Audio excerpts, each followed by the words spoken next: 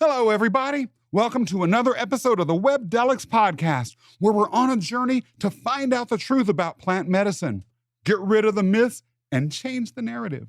I'm your host, Scott Mason, and I am so excited about our guest today. She's extraordinary. Her name is Talia Eisenberg, and she modestly laughs, but she and I both know the truth. Talia, welcome to the show. Thank you so much for having me on Webdelics. It's an honor to be here with you, Scott. We are thrilled. Talia, I could go on and on about how wonderful you are for hours, but I want the audience to discover that for themselves. Why don't you tell us a little bit about yourself so they can get a little taste? Thank you so much. My name is Talia Eisenberg. I am the co-founder of Beyond, which is a platform that supports people with Ibogaine assisted therapy for addiction and trauma and optimization. We have a location here in Cancun, and we work with Ibogaine. Bufo is an option, and we have 5 to 10 day treatment programs where people come for deep healing. I love it. I've got to say, I'm a little bit jealous that you are dialing in from Cancun. Is the weather sunny there? Or please tell me, just to satiate my own jealousy here and calm it down, is it raining outside? Please tell me it's raining. It's raining. It is sunny and it's also raining together. Yes, we get the best of both. Well, it is such a pleasure to have you calling in from such a powerful location, and knowing that we're going to talk about something that is as important as what you're going to share with us today. And for those who are listening or watching, the topic of today's episode is the opioid crisis and whether psychedelics, in particular Ibogaine, can help bring it to an end. And I feel passionately about this subject. One of the things that you and I found out when we first met each other, Talia, was that we both have a common red state heritage. Now, we're not from the same red state, but we're from neighboring states. I'm from Kansas. You spent a lot of your childhood in Nebraska.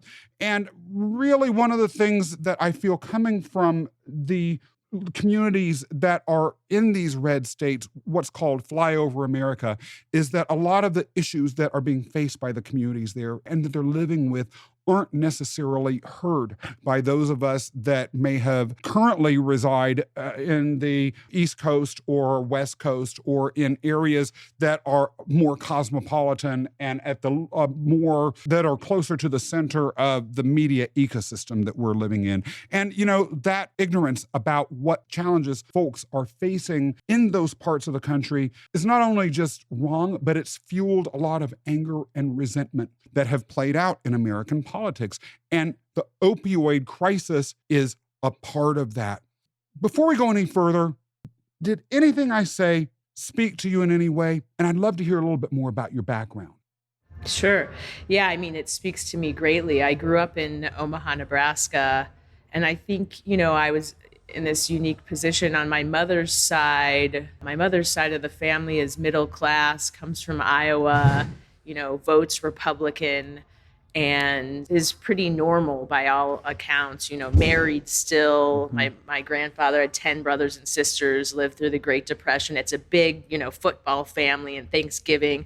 But then on my father's side, it's very European, very Jewish, eccentric. And we would travel to Europe a lot and had a place in New York City.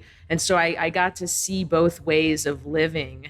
And I think what also rang true is that what's happened, you know, with Purdue and Oxycontin, and that's affected many people in these red states, coal workers and kickbacks from doctors, and the sales troop that Purdue would send out for you know, kickbacks, and the amount of money that was made off of blue collar workers and the addiction rates that's, you know, it's pretty staggering. You can read about it. There's a book called The Sackler Dynasty, where it really goes into how this system problem was created around addiction in the last 20, 30 years, and how it started with the working class. And basically people have had to, as they became addicted, they had to go to the streets to buy pills and fentanyl. And we see these overdose rates are just staggering. They're more, you know, they kill more Americans currently than car crashes or gun violence. About 300 people a day, 100,000 people a year in the U.S. And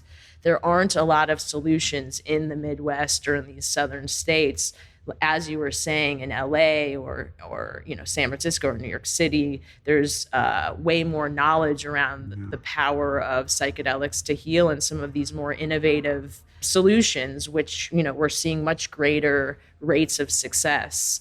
So my mission, really, I would love to make this more accessible, more affordable, medicalized in these flyover states, as you call them. So I'm very passionate about that. Yeah. When I think about the people that I grew up with, every now and then I pull out my high school yearbook and I will look at the group photos, maybe of people that were in the debate club or on the various sports teams. And I might even go back to some of the yearbooks that are before that, the junior high, or maybe even some of the elementary school yearbooks. And in the eyes of these children that grew up in what a lot of people consider the middle of nowhere, I see so much potential and so much hope for the future. And knowing these stats, Talia, I can't help but then think about what it means for the real people that live like that, for the children whose hopes, who had those lights in their eyes, have them dimmed by dying early or suffering through addiction and ending up on the street. It just really causes me a lot of pain. And one of the things that I felt was so compelling about you, again, when we first met, was that you have been through your share of pain yourself. And so you're not just talking about this from a public policy perspective or from a larger social political perspective or any sort of abstract intellectual perspective like this. I mean, you're really talking about this from the heart. Yeah, I've lived through it. I would say the first, from the age of 15 to 22, I struggled with addiction, started with an eating disorder. But then, like many other people, it's not an uncommon story. A doctor gave me Percocets for a tooth procedure, and I liked how it made me feel. I felt warm and alive for the first time. The anxiety faded away. Felt like everything in the world was okay. Now I know I can get to that place naturally after years of practice, but then, I didn't. And so I latched onto that and kept getting more prescriptions from doctors back. 20 years ago, it was very easy to go to doctors and ask for prescriptions to these things. And then eventually I started buying it off the street like many other people, and was caught in this emotional prison where you need to use this just to feel normal. And I think on the outside, it looked good. I had a very cool young emerging art gallery in New York City. I had a lot of friends, but inside I felt vacant. It was empty. It was looking for meaning. And I had I was untreated trauma, really. And then the symptom was addiction, and I masked it with these opiates. But, and tried some of the best rehabs in America, and therapists and therapy. I always understood intellectually what happened during my childhood, or for example, my grandparents were Auschwitz survivors, and there definitely is a lot of anxiety and trauma that hasn't been resolved there. And I think that's not uncommon for a lot of people who, everyone's carrying their generations past wounds and trauma, and when we have maladaptive coping mechanisms. But I, had tried all these different solutions. And by the time I was 22, I really did want to get off the opiates. I saw that there was no there, and I couldn't stop. It was physiologically, I needed that to feel normal. And I was blessed a friend told me about Ibogaine, and I went to, it was like a home in Mexico, in Sayulita, Mexico. And I think the people that ran it meant very well. They didn't have some of the resources that I think we're able to today with the psychedelic renaissance. They didn't have the therapists and full-time doctors and the support.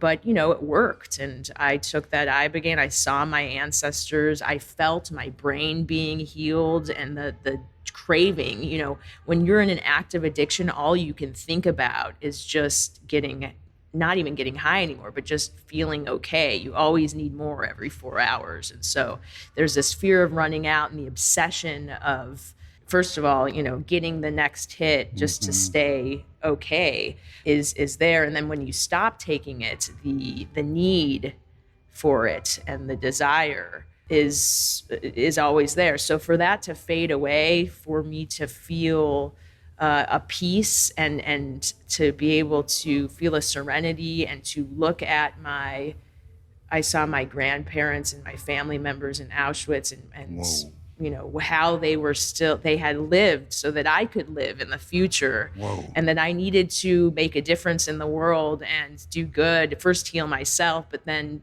get out there and help many others that are suffering. And that was the big message from Ibogaine at the age of 22. And I stopped, and it wasn't easy, that's why, it's not a solution. It's not going to do the work for you, but it will help you with the reset. It will help you get ahead of most of the post-acute withdrawals, and it will show you aspects of each individual's purpose, unique purpose in life, and what they need to do next, the next 30 days, the next year, the next 2 years.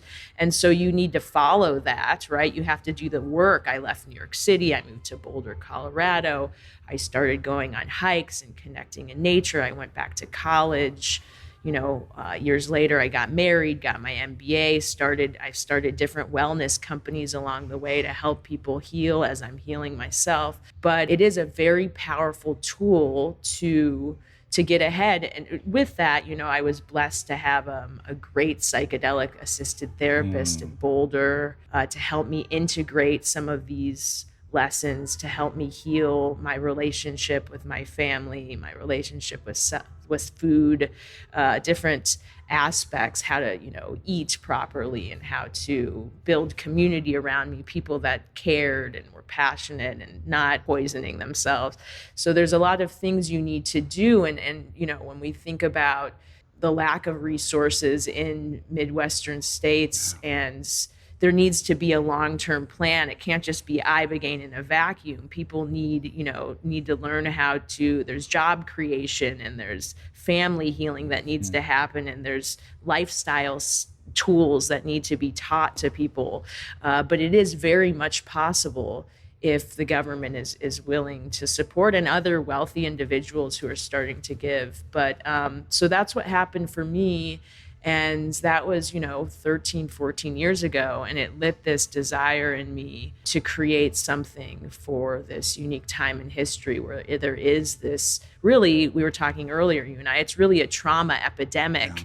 And at Beyond, we see people who, they might have alcohol or opiate addiction. Some might be, sex, shopping, more behavioral addictions, food. And then other people may, it's not just, but they could just have depression, anxiety, and that's enough, right? So these are just symptoms of a deeper feeling, the unhealed trauma, and in my opinion, and in other people's like Gabor Mate and some of these experts. But it can be healed, because I saw during my Ibogaine journey that if we were programmed in childhood in our DNA to believe these false beliefs that we're not good enough, we're not whole, we're not beautiful enough, we're not smart enough. These are false beliefs that are not ultimately true. They're ideas that we've taken on from our environment that we grew up in or from our ancestors. They can be deprogrammed and reprogrammed the other way. And I think that's why Ibogaine is such an amazing tool.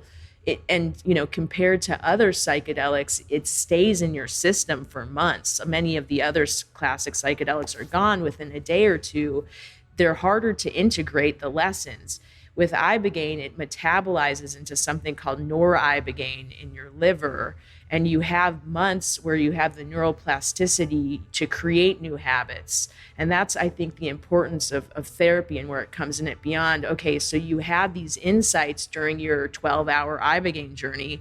These are unique insights for each individual person. How can we put these down on paper and help each person actualize them in their daily life? Because with the noribogaine in your system, people are way more willing and open-minded to make change. They want to get out of bed earlier. They want to start running. They want to start meditating. They want to make dietary changes. They want to start going to therapy, people that have never gone to therapy. So it's a very unique period of time where you can, it takes 21 days or something to create new habits. You can use this time to do that. Talia, before we go any further into exploring the many rich things that you said, this is a great chance for us to step aside for those who might not know all of the $5 words that we're using during the course of this podcast, to dive a little bit more deeply into one of them, which is Ibogaine. I will say, as I've gone on this journey through Webdelics into the world of psychedelics,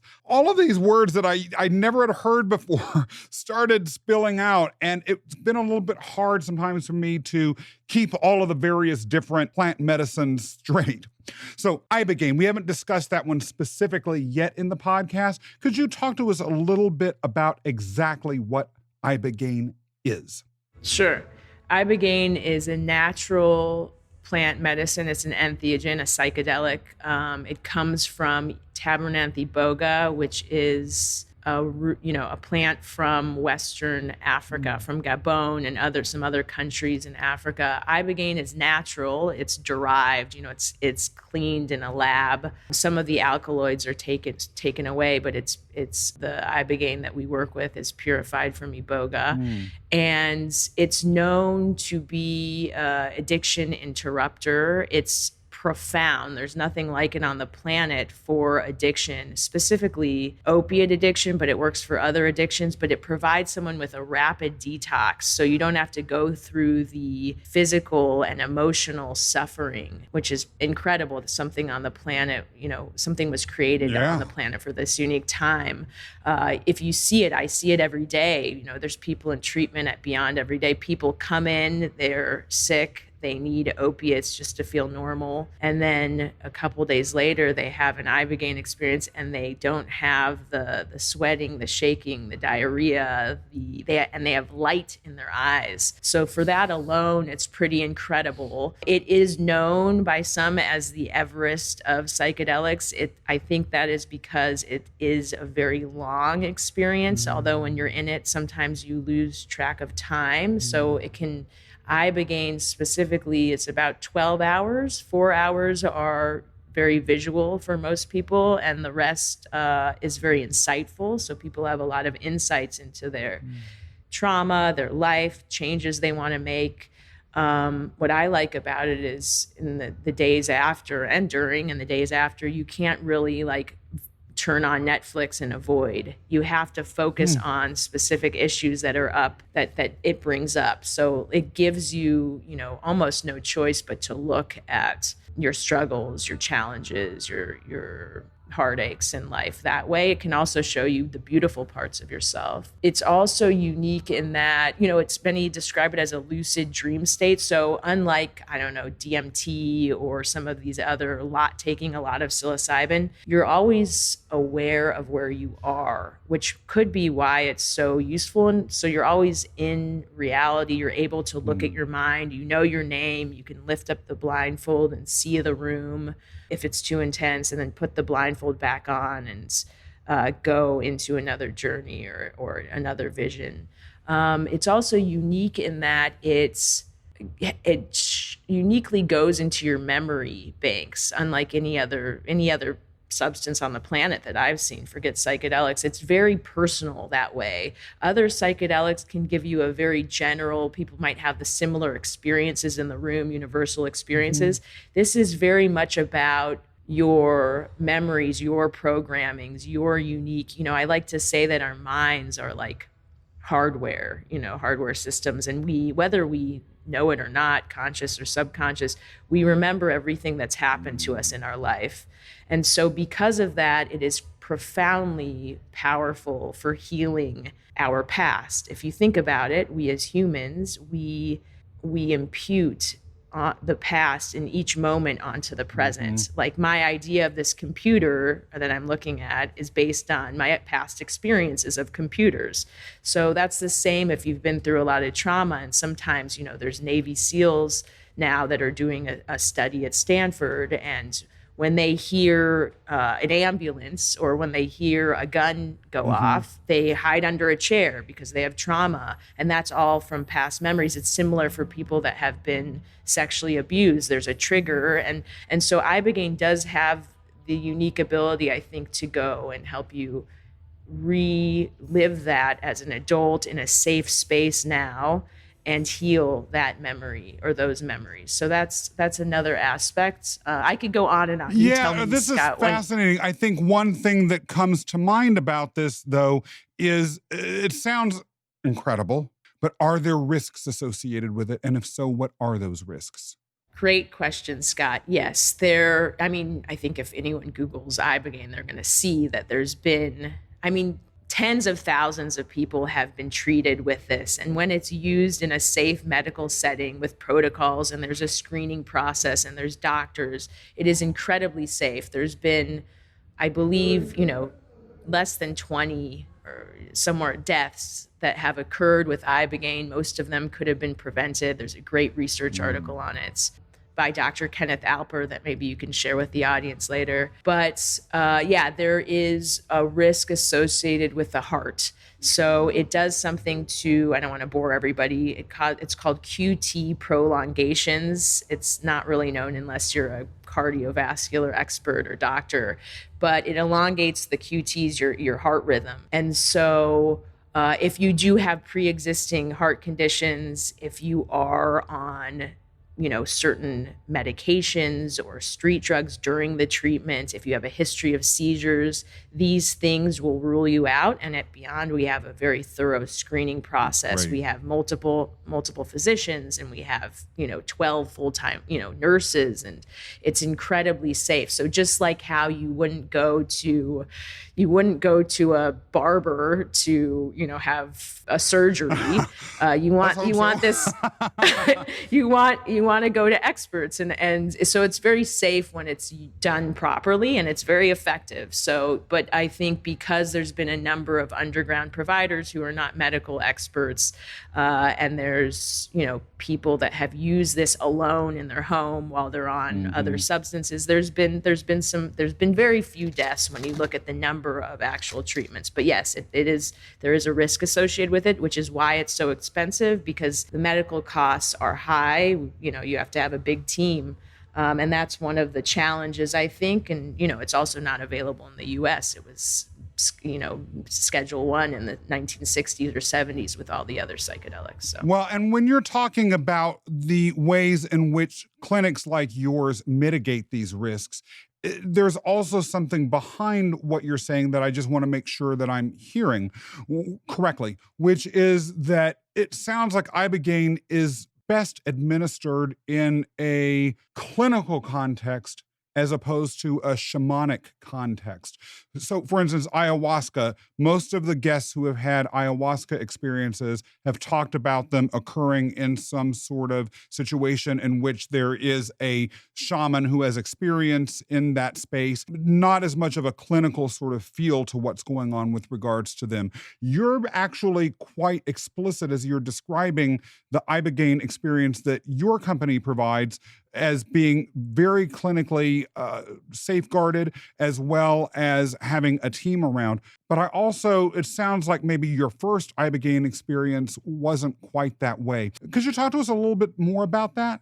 Yeah, that's a great point, Scott. Yeah, what I want the Webdelics community to understand is, there's Iboga, which can be used in a ceremonial setting, and that's for everyday people, that don't have severe mental health or, the physical addiction is a very serious detox, right? There's medical providers because of that. So people can choose to do Iboga in a ceremonial setting. There's a few places that are great that we recommend to people all the time. And there's still a doctor that's present for intakes there. And there's EKGs just because Iboga does cause risks. There are risks. Yes. So even with my first treatment, there was a medical doctor that was present. There was questions that were asked over the phone to ensure that I was safe to receive this treatment.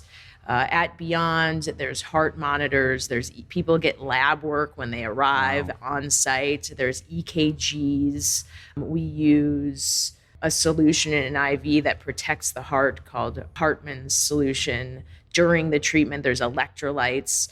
For people that are, have severe mental health challenges or addiction, physical addiction, detox issues and needs, because it is such an intense medicine and experience and hard on the body and the heart, it's very important that there are trained cardiac care nurses and doctors present. Yes. So yes, to answer your question. Thank you so much for that. You said something a little bit earlier, getting away from the science a little bit and back to the heart, which is where I always end up going somehow. You said that when folks go through the treatment that you all have to offer for them, you see the light in their eyes again. And that takes me back to what I actually mentioned earlier, which is thinking about those little boys and girls in the yearbooks that had those lights that get extinguished. You talked about also your own history with eating disorders. So I've not discussed this openly that much, but I'm going to now, thanks to you courageously raising this, which is that I actually suffered an eating disorder for years. It was the reverse of what you likely suffered. It was called bigorexia, and it occurs a lot in men. They feel like they're skinny. They're maybe traumatized by being bullied or abused or whatever. It makes it more accessible. Makes them more easily targets for bullying or abuse because they're so slim. And they respond to that by becoming obsessed with weightlifting and eating, getting bigger and bigger and bigger. And I went through that for years, and it left me with health consequences that I will have to deal with for the rest of my life. The reason why I raise all of that is because eating disorders as a trauma response and as a potential issue that could be addressed through modalities like Ibogaine is something we haven't talked about explicitly.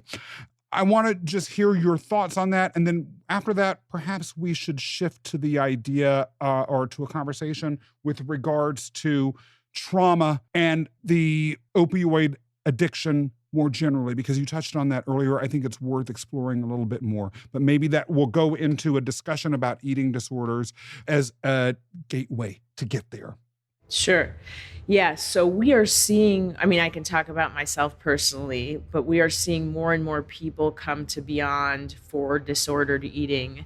I think we haven't talked about the therapeutic support that we offer too. We help people identify their intentions, the triggers behind, their disordered eating, as an example, and some of the false belief systems that they have.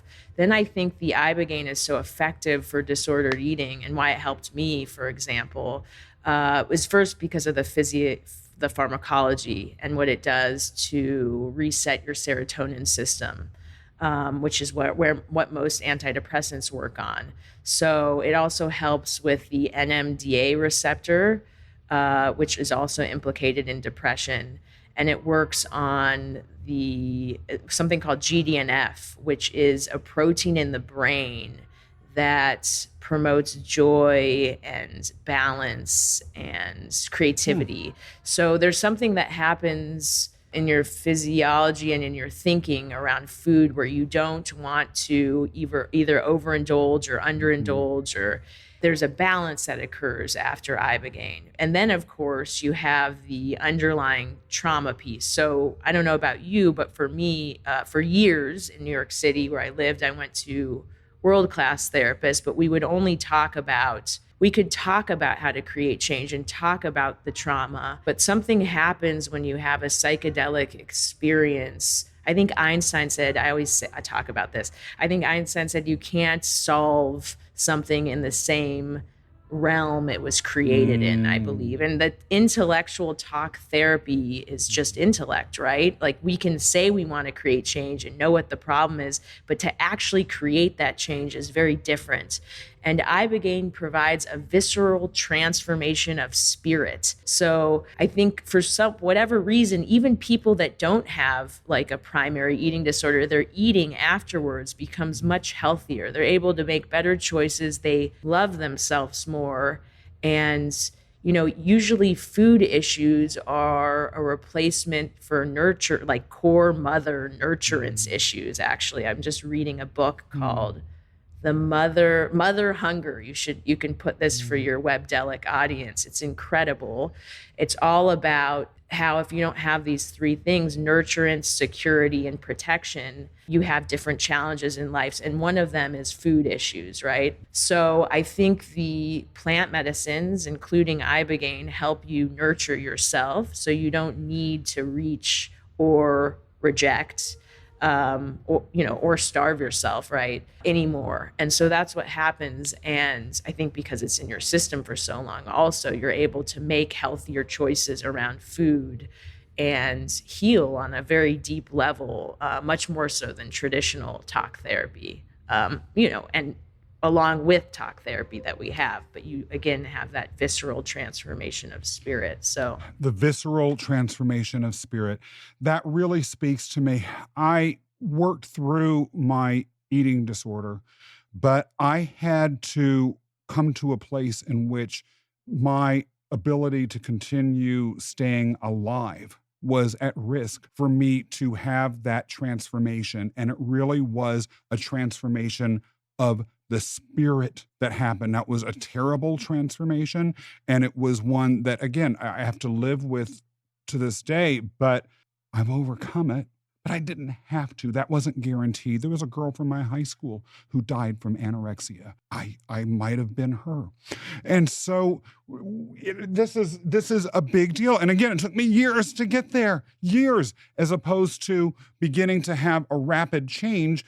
The years that it took me to get there could have been years in which my body turned on me suddenly and I keeled over dead. So this is no joke, and saving time isn't just a matter of a culture of convenience. It could be a matter of life or death. And it was coming from trauma. The opiate issues that our country is facing, you're talking about them being rooted in trauma too, and you're talking about generational trauma. I have to say, as an aside, we recently had an episode with a guest by the name of Nathaniel Brown, who talked about slavery as a generational trauma that he, as an African-American man, had to learn to deal with, and psychedelics finally gave him the ability to overcome the racial wounds and become a different sort of person. Talk to me a little bit about how working through these traumas, particularly generational traumas, might help the people out there who every day might be facing and dealing with these opioid issues now. Yeah, well, thank you. Well, first of all, thank you, Scott, for sharing so vulnerably about your own struggles with trauma and eating disorders and how you were able to overcome it. I think time is very precious, and these medicines are a catalyst and can take you faster to a point of healing faster than years of suffering.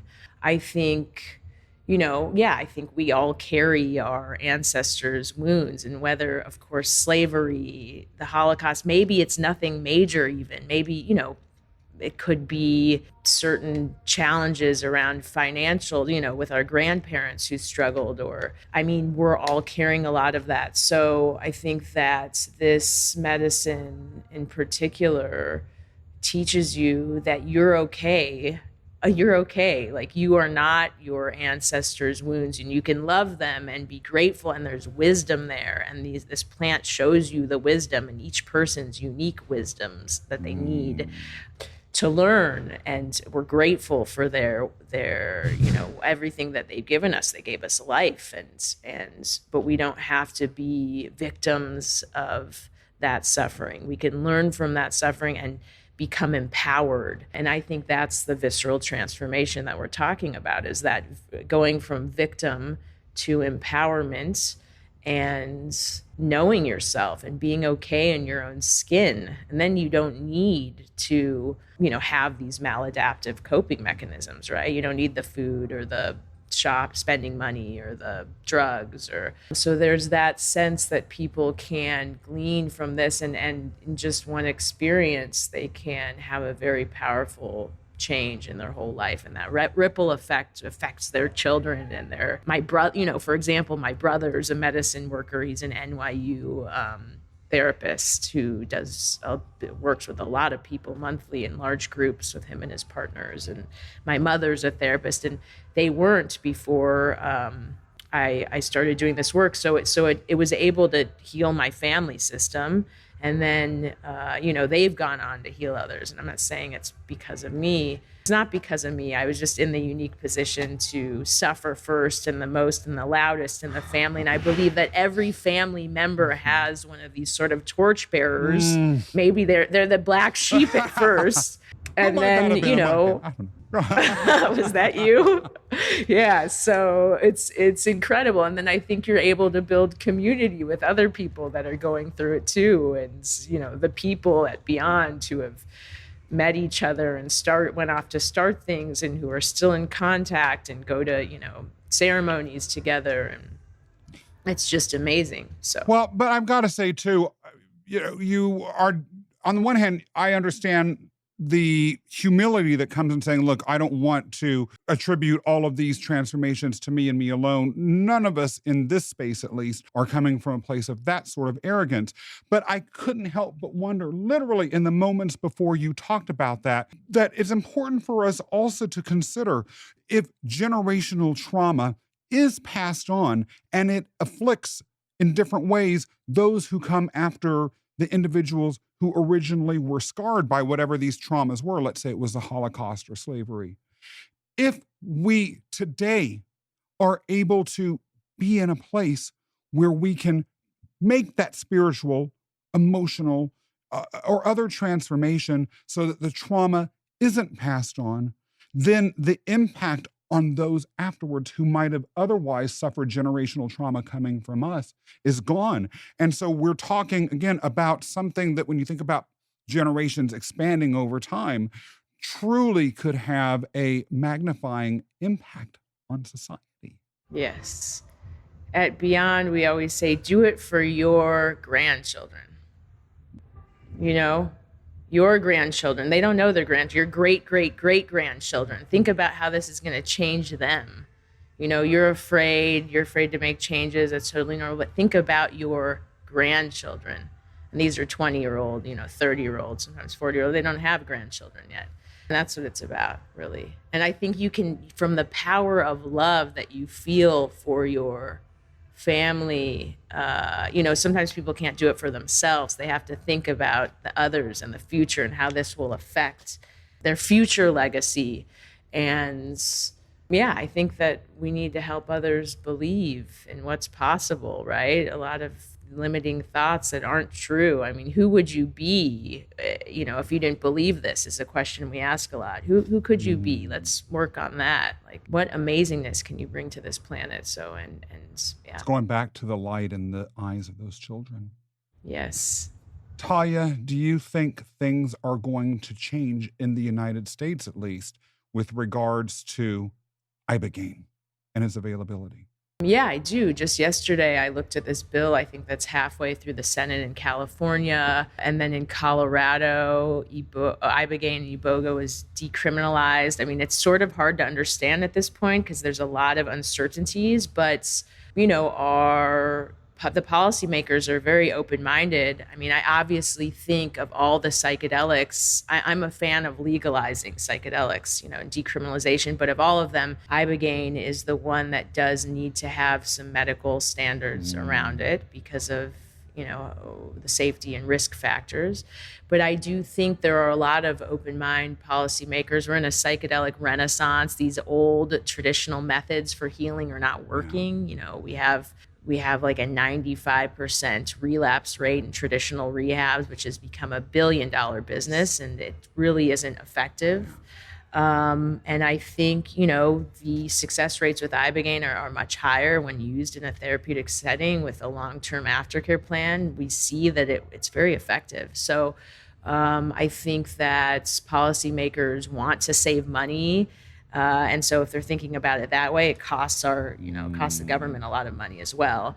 And then I think, yeah, so to answer your question, yeah, I think there is hope. And I know we're already talking to policymakers, and we're starting to see some movements in southern states, and it's very exciting. It's a very exciting world. And, I always believe in the best, that it's possible. And I think when people see our clients leave, like family members before and afterwards. We've had so many people that want to come just for their own healing. They might not even have addiction issues because they see the change in them. And I think that, we had a client last week that left and went to like his very conservative state council member and said, this is a solution. Look at me. This works. And I want you to talk to these people. So that's starting to happen. And to answer your question, yes, I do think that there will be changes. I don't know when. I think they'll happen incrementally.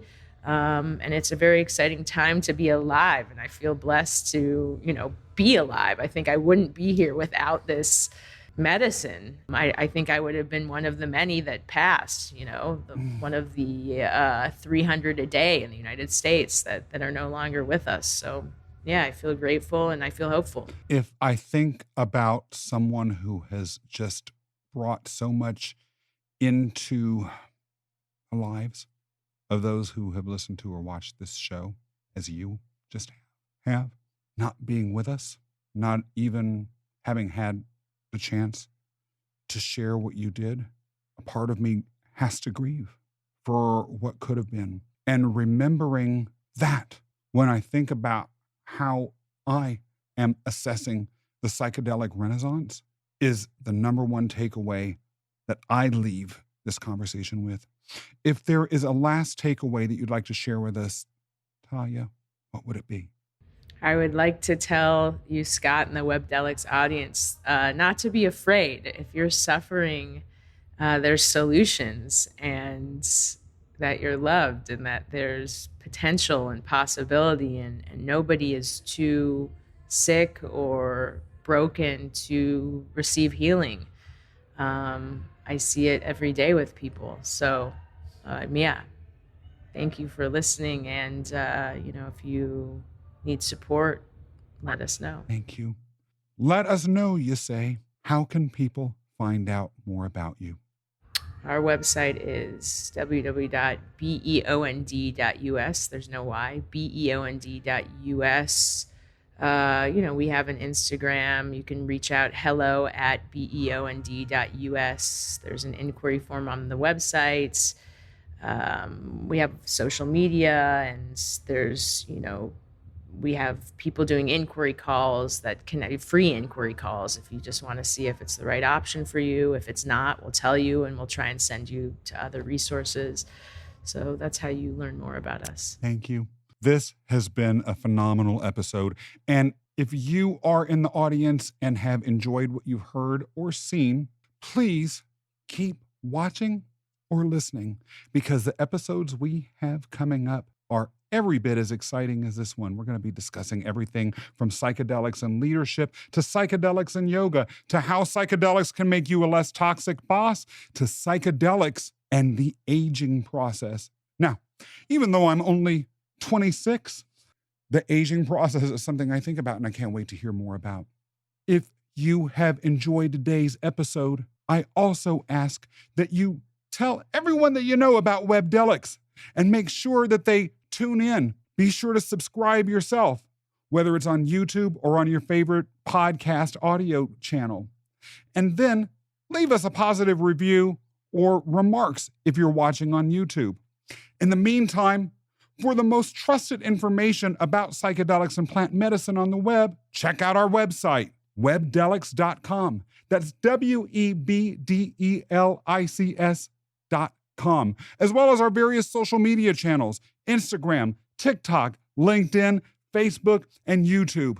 Also, go to our website, sign up for our blog, and read more up-to-date, interesting, and unbiased articles. And then, above all else, make sure you come back again for the next episode of the Webdelics podcast.